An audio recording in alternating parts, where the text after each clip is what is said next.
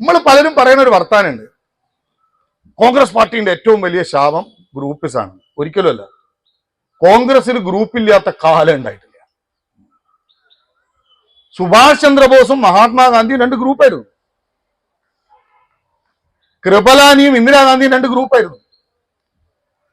പല പല ഗ്രൂപ്പുകളെയും ഒന്നിച്ചു കൊണ്ടുപോയി എന്നുള്ളിടത്താണ് സർദാർ വല്ലഭായ് പട്ടേലും ജവഹർലാൽ നെഹ്റുവും ഇന്ത്യൻ നാഷണൽ കോൺഗ്രസിന്റെ തലപ്പത്തിരിക്കുന്നതിൽ ഏറ്റവും വലിയ ഭാഗതയെ നിശ്ചയിച്ചത്.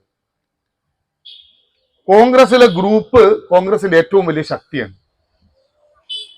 പക്ഷെ ആ ഗ്രൂപ്പ് അന്ന് നിലനിന്നിരുന്നത് ആശയങ്ങളുടെ പൂർത്തീകരണത്തിന്റെ വഴി എങ്ങനെയായിരിക്കണം എന്നുള്ളതിന്റെ അടിസ്ഥാനത്തിലാണ്. അപ്പൊ കോൺഗ്രസ് ഉണ്ടായത് 855-ലാണെങ്കിൽ 890-കളിൽ കോൺഗ്രസിൽ ഗ്രൂപ്പുകൾ ഉണ്ടായിട്ടുണ്ട്, മിതവാദികളും തീവ്രവാദികളും. അപ്പൊ കോൺഗ്രസിൽ ഗ്രൂപ്പില്ലാത്ത കാലേ ഉണ്ടായിട്ടില്ല. പക്ഷെ ആ ഗ്രൂപ്പ് എന്തായിരുന്നു? ആശയത്തിലേക്കുള്ള വഴിയെ കുറിച്ചായിരുന്നു. പച്ചയ്ക്ക് ഞാൻ പറയും, ഏതെങ്കിലും അലവലാതിന്റെ കീശ വെറുപ്പിക്കാനുള്ള ഉപകരണമായിരുന്നില്ല.